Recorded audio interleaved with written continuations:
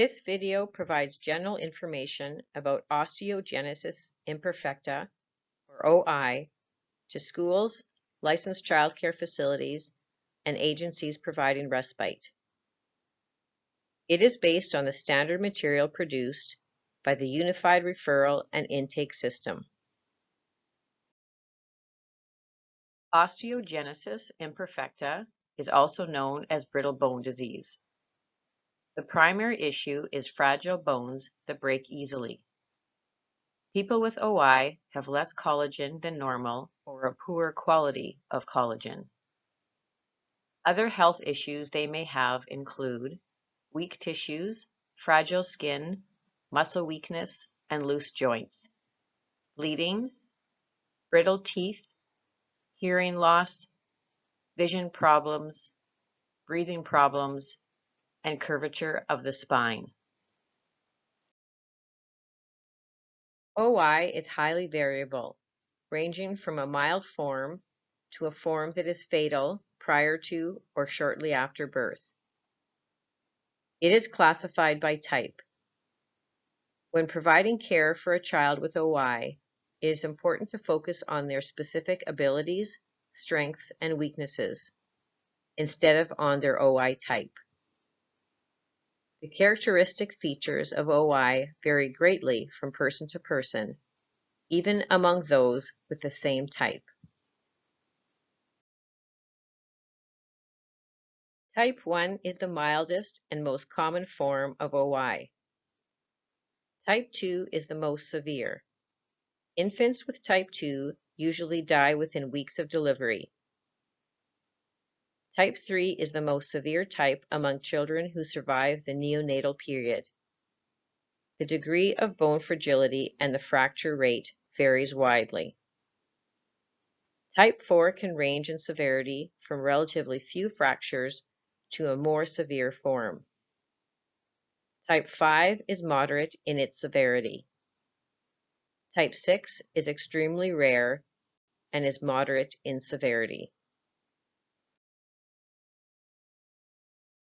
Treatment focuses on minimizing fractures and maximizing independent function.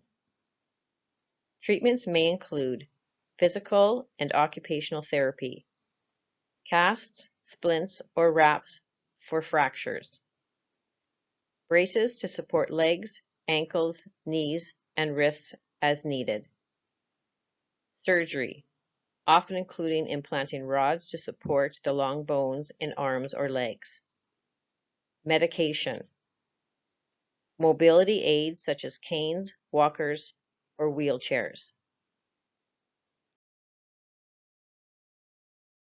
When handling a child with OI, all movements should be slow and gentle.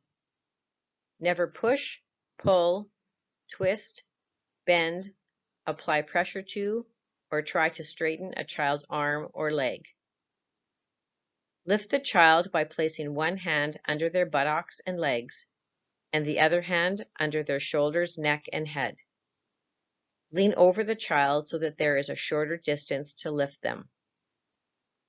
Do not lift the child under their armpits. When holding the child, keep your fingers spread apart to provide a wider base of support.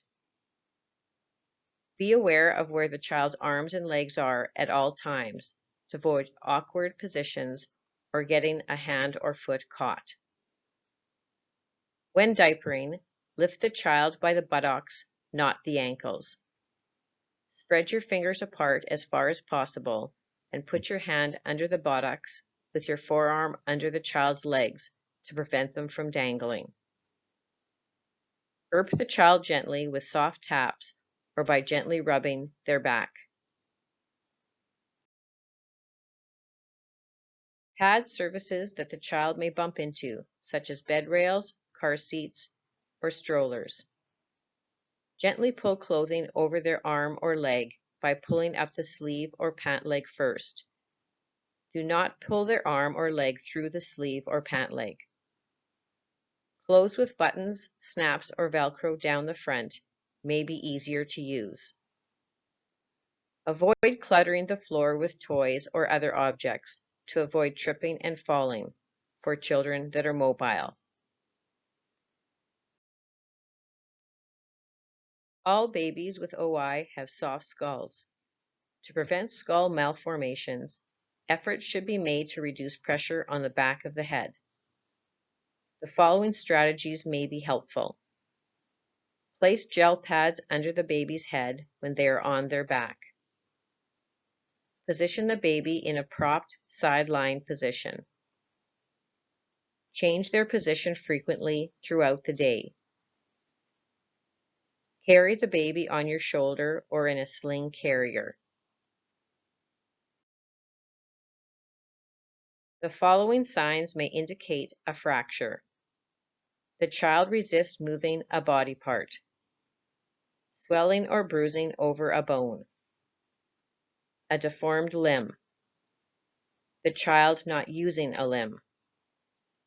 Fussiness may be a sign of a fracture. If any of these signs are present, call the child's parent. If you are unable to contact the parent, call 911. Inform medical personnel that the child has OI. Do not move the injured area unless it is absolutely necessary for the child's safety. If you are moving the child, try to keep the affected area as still as possible. Make the child comfortable. If they become chilled, provide a blanket. If they are nauseated, provide them with a basin. Do not provide food or drink in case the child needs surgery. Apply a splint if the parent or medical personnel has instructed you to do so. Makeshift splints can be formed using a pillow, towel, or magazine wrapped around the affected limb. It can be secured with strips of cloth. Do not tie the splint too tightly, as this may cause pain and decrease circulation. The nurse will provide additional information, if necessary, on specific needs of children in your care. Instruction on how to respond to potential fracture is also included in their healthcare plan. If you do not know which children in your care have OI or how to access their healthcare plan, talk to your administrator.